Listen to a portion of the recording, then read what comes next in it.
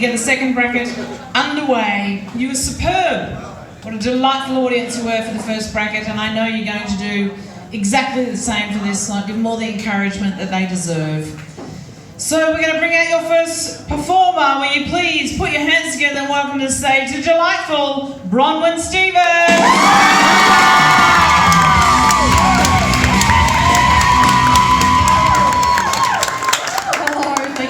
Being here tonight, people. I want to start by talking about job interviews, right? You go in, you've got 30 minutes to prepare and get out everything that you've done and achieved in your career. The reality is most days I'm happy to put my underpants on the right day, so a little challenge. So I am supposed to be the together one at work. I'm leading the way, and there's nothing worse than losing something in the workplace. Nothing's as together like losing something, and nothing's as together like walking in and finding your dirty G-string hanging off a colleague's desk. So I'm married to an amazing human, and he is an anarchist though. Not an arsonist, he's not trying to set things on fire, but he does want to watch the whole world burn. And what I mean by that is, you know, he does things like pop a Panadol out of either end of the strip, like a crazy person. Set an alarm for 5:01 in the morning. What sort of psychopath does that? Of course, I'm no barrel of laughs, I'm an all or nothing kind of girl. So what I mean by that is, again, if I can't ride to Sydney on my bike, I'm not going to ride my bike at all.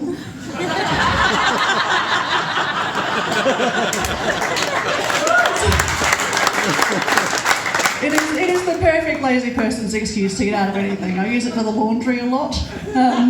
So, you know, you get to the laundry and you go, oh, you know, I can't do all of it because I've got my clothes on. And I know you're thinking to yourselves, geez, just get naked and do the laundry. Might just be me. But you're going to sit on something, right? And as soon as you sit down, you've dirtied something else, and so the cycle goes on. You just can never do it all. I turned 40 this year, though, and a whole heap of crazy, 4 decades of it came out. And the big ticket item for me was around vanity, so I decided to go for the Botox. And it is the dumbest thing you can do. It costs a lot of money, it really fucking hurts. And you've got to do it again in 3 months' time. But I went in for my 2-week review, it's a thing, and it was like, oh, I've got this bruise to this woman. And then I looked at her and she looked like someone had beaten her from all the injections. I was like, never mind, I'm good. But I do now have a 20-year hair plan to transition my hair to grey. I won't ride a bike, but I've got a 20-year hair plan to get to grey hair, and I'm married to a man who won't pluck one grey hair out of his beard because it seems too vain. I lived in India for a little while. It's a pretty cool thing to do. I tried to convince everyone over there that I spoke Hindu, because the great thing about an ancient language is you can't translate new technology and words into an ancient language.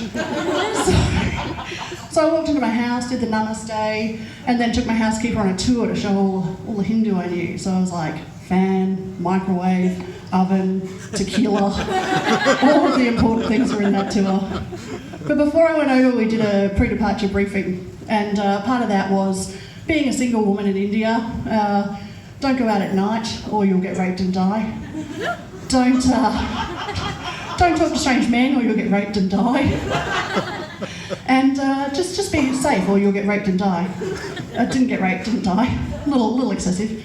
Then was the health briefing, and that one went along the lines of, you know, don't eat the meat or you'll vomit and die. And don't drink the water or you'll vomit and die. If you feel a little bit sick, then take all the drugs or you'll vomit and die. Realistically, that briefing should have been eat healthily and never trust a fart.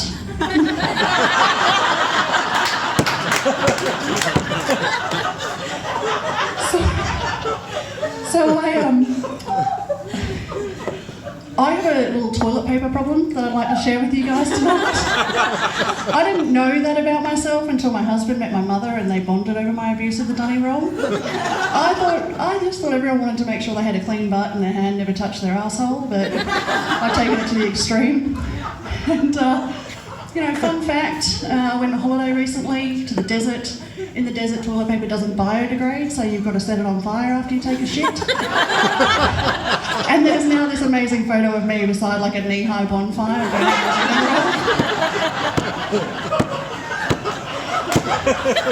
Just don't recommend. I remember when we were younger and I would turn up to work drunk and hungover and get in trouble. And I was like, thank God when I'm older I won't do this anymore. And so, these are my colleagues down there. Except, now I do it on the company corporate card. And everyone else is drunk with me, so it's all right. But I did recently take some clients out for a very big night, and the next day we were turning up for a 1,000-person meeting, and they were too hungover and didn't come in. It was not good. But I like to have fun at work, so I use a lot of nicknames in the workplace, usually gangster or rhyming, so Dirty Curdy, G-Money, H-Dog, those sort of things. But I knew it was time to leave my last job when my boss, Nick the Dick, told me no more nicknames.